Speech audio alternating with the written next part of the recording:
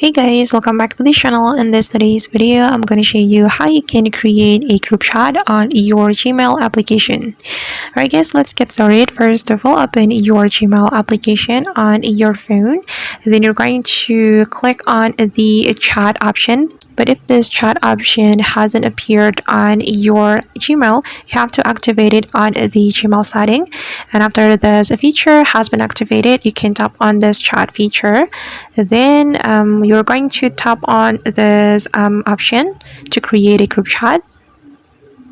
Okay, and click on create a space right here. Then you're going to type your space name or your group chat name. I'm going to type, for example, group Gmail. You can also put description, but it's optional. You can skip this step, and after you're done, you can click on next. Then you can add members or people to your group chat. And for example, I'm going to add this group, this one as well, and this one. Okay, after you're done adding people to your group chat, you can click on done.